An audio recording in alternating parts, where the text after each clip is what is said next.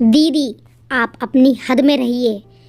आप अपनी माँ से मिलने आई हैं तो उनसे मिलिए, अपने काम से मतलब रखिए। बेवजह मेरे काम में टांग अड़ाने की कोई ज़रूरत नहीं है।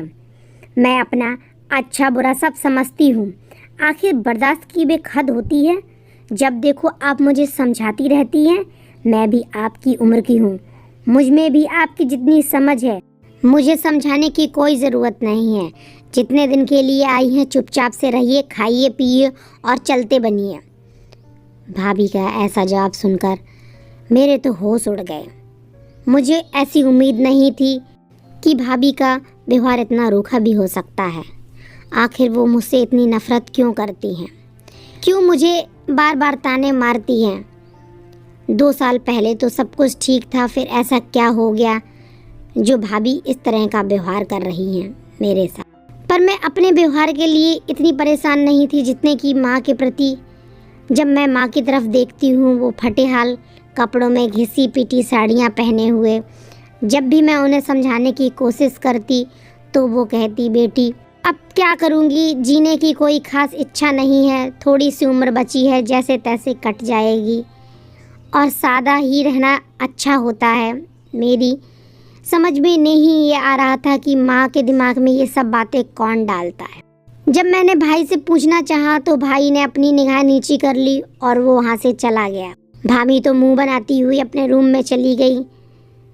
पता नहीं कब जाएंगी और कब तक यहाँ टिकी रहेंगी। मैं 2 साल के बाद अपने घर पर आई हूँ और इतना बदलाव देखकर मेरे तो होश उड़े हुए हैं। बदलाव अच्छा होता है और ज़रूरी भी है, पर इतना बदलाव एक साथ हो जाना मेरी समझ से तो बाहर था।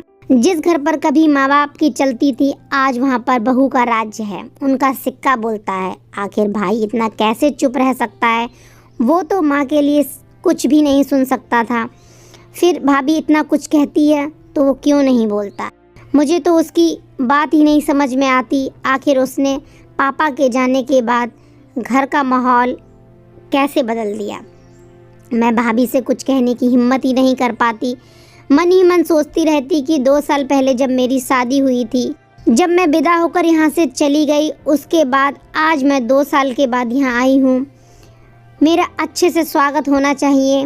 पानी तो पूछना, यहाँ पर लोग ठीक से बात भी करना पसंद नहीं करते हैं। जब पापा थे तो वो मुझे किसी भी चीज़ की कमी नहीं होने देते थे।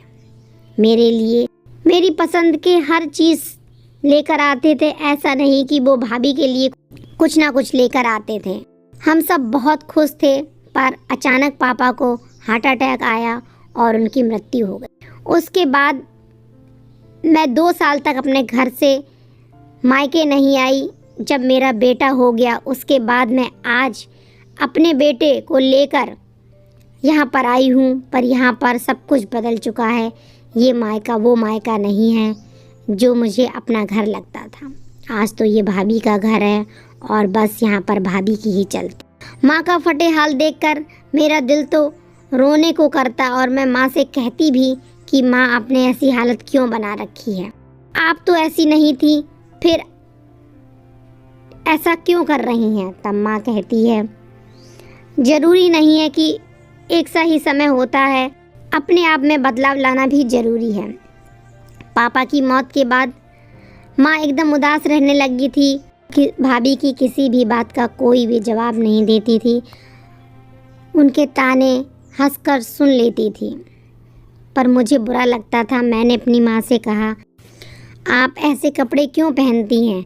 आप तो कभी भी बिना आयरन की साड़ी नहीं पहनती थी, फिर आज इतनी फीकी कलर की और घिसी पिटी साड़ियाँ क्यों पहन रही?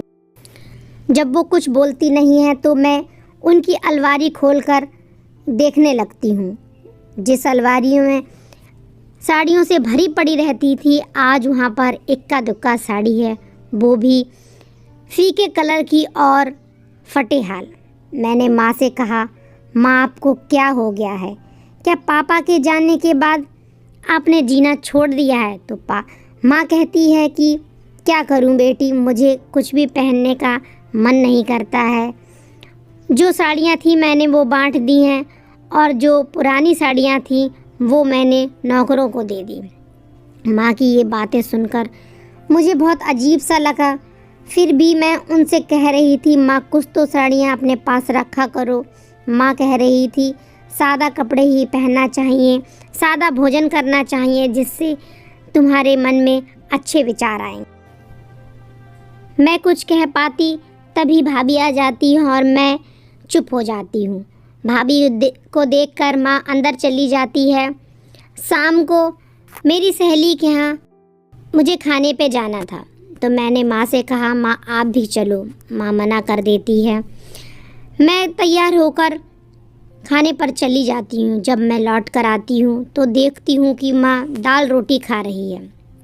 मैंने माँ से कहा, माँ आप दाल रोटी क्यों खा रही हो? भाभी ने तो पनीर बनाया था। माँ कहने लगी कि सादा भोजन करना चाहिए, इससे अच्छे विचार आते हैं। माँ की इस बात का लॉजिक मुझे कुछ समझ नहीं आया। रात को जब मैंने भाभी को बात करते हुए सुना तब मुझे वो बात समझ में आई। भाभी अपनी बहन से कह रही थी, ये नंदरानी यहाँ पर आ गई हैं, पता नहीं कब जाएंगी, ये कुछ ना कुछ बवाल करती रहती हैं। आज इन्हें पनीर पर लेकर इन्होंने बवाल मचा दिया। अब इन्हें कौन समझाए कि एक विधवा औरत को तेल मसाले और चटपटा खाना नहीं खाना चाहिए। उनकी ये बातें मेरे गले से नीचे नहीं उतर रही थी। मैं बहुत कुछ कहना चाहती थी पर मैं कुछ कह नहीं सकी। मैंने माँ से कहा, माँ आप इतना सब क्यों बर्दाश्त कर रही हो? भाभी कुछ भी मनमानी करती रहती है, आप कभी कुछ नहीं बोलती हो, और भाई भी कुछ नहीं कहता है, ऐसा क्यों? तब माँ कहती है, शुरुआत में वो बोलता था, फिर घर में झगड़ा होता था, मैंने ही उसे मना कर दिया कि कुछ भी कहने की ज़रूरत नहीं है, बहू जो बोलती है वो ठीक कहती है। क्यों मेरे कारण तुम लोग आपस में झगड़ते हो?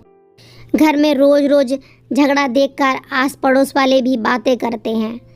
अब बताओ मैं इस उम्र में कहाँ जाऊँगी, किसके पास रहूँगी? मेरा है ही कौन इस दुनिया में इन लोगों के सिवा? तभी भाभी आपसे इतना सब कुछ कह लेती है। माँ आप बताओ कि आप दादी के साथ क्या ऐसा ही व्यवहार करती हो जैसा कि भाभी आपके साथ करती है? आप तो दादी के लिए खड़ी रहती थी हमेशा, आपने कभी किसी को दादी के खिलाफ बोलने नहीं दिया, फिर आप ये सब क्यों सह रही हो? आप भाभी से कुछ बोलती नहीं हो, इसका वो फ़ायदा उठाती है और आपको क्या क्या बोलती रहती हैं। बर्दाश्त की भी एक सीमा होती है माँ। आप अपना स्वाभिमान कहाँ खो दिया आपने? क्यों आप बिना स्वाभिमान के जी रही हो? कुछ बोलो, आप भाभी को कुछ तो कहो। माँ कुछ नहीं बोलती है और शांत स्वर में शांत होकर अपना सिर नीचे कर लेती है। तभी भाभी आ जाती है और कहती है कि बैठे बैठे की खाने की आदत पड़ गई है, ऊपर से ये महारानी भी आ गई हैं जो मुझे सबक सिखाएंगी। तुम्हें यहाँ रहना है तो रहो, 2 दिन के लिए आई हो, खाओ पियो और अपने रास्ते जाओ। इतना मुंह चलाने की कोई ज़रूरत नहीं है, मेरा घर है, मैं जो चाहूँगी वो करूँगी। मेरी तो आंखों से आंसू गिरने लगते हैं भाभी के ऐसे शब्द सुनकर, क्योंकि भाई भी कुछ बोल नहीं रहा था और माँ बेचारी क्या बोलती। भाभी कहने लगी कि अपना सामान बांधो और यहाँ से चलती बनो, मुझे तुम्हारी कोई ज़रूरत नहीं है और दोबारा यहाँ आने की तुम्हें ज़रूरत नहीं है। मैं अपने रूम में जाने लगती हूँ। तभी माँ कहती है, बस करो, बहुत हो गया। बहू तुम्हें नहीं लगता है कि तुम कुछ ज़्यादा ही बोलने लगी हो? तब भाभी कहती हैं, अच्छा माँ जी, आपके मुंह में भी जबान आ गई है, अब आप मुझसे बहस करेंगी? आप जानती हो कि आप किससे बात कर रही हो? माँ कहती है, मैं खूब अच्छे से जानती हूँ मैं किससे बात कर रही हूँ। मैं कुछ सोचकर ही चुप थी। तभी भाभी भाई से कहती है, अपनी माँ को समझा लो, वरना तुम तो मुझे जानते हो कि मेरा गुस्सा कैसा है। भाई कहता है, बहुत समझा लिया माँ को और अब तुम्हें समझने की देरी है, जितना जल्दी समझ लोगी तुम्हारे लिए उतना ही अच्छा है। भाभी माँ से कहती है कि इस उम्र में क्या घर से बाहर रहने का इरादा है? अपना सामान बांध लो और अपनी बेटी के साथ उसके घर चली जाओ, अगर तुम्हें बहुत चिंता हो रही है उसकी। माँ कहती है, मैं क्यों घर खाली करूँ? ये घर मेरा है, मेरे पति का है, तुम घर खाली करो और अपना सामान बांधो और निकलो यहाँ से। भाभी भाई से कहती है कि देखो तुम्हारी माँ क्या कह रही है। भाई कहता है कि माँ ठीक तो कह रही है, ये घर तो उसी के नाम से है, वो जो चाहे सो कर सकती है। तुम्हें अगर रहना है तो रहो, वरना किराए के घर में रहने की व्यवस्था करता हूँ। भाभी माहौल की नज़ाकत को समझकर चुप हो गई और फिर कुछ नहीं बोली। शायद भाभी सब समझ चुकी थी कि अब माँ उसकी सुनने वाली नहीं है। जब कभी भी वो अपनी हद भूल जाती तो भाई उसे समझा देता। आज मैं बहुत खुश हूँ। माँ अपने स्वाभिमान के लिए लड़ी, अपने अस्तित्व को बचाने के लिए लड़ी और इसीलिए आज वो एक बेहतर ज़िंदगी जी पा रही है। मैंने उनके इस कदम की बड़ी ही सराहना की और उन्हें गले से लगा लिया। दोस्तों, मैं आपसे कुछ पूछना चाहती हूँ, क्या माँ ने सही किया? दोस्तों, क्या पिता के जाने के बाद माँ का अस्तित्व खत्म हो जाता है? पिता के जाने के बाद सारे ज़मीन जायदाद पर माँ का हक होता है। बहू बेटे ये क्यों नहीं समझते हैं कि पिता के जाने के बाद माँ अकेली पड़ जाती है। उसकी पीड़ा को समझकर उसे अपने दिल से लगा कर रखना चाहिए, ना कि उसका दिल दुखाना चाहिए। आपकी क्या राय है कमेंट में हमें ज़रूर बताइएगा। अगर आपको कहानी अच्छी लगी है तो लाइक शेयर और कमेंट करना ना भूलें। जल्दी ही मिलते हैं एक नई कहानी नए अंदाज के साथ में। तब तक के लिए सबको जय श्री राम।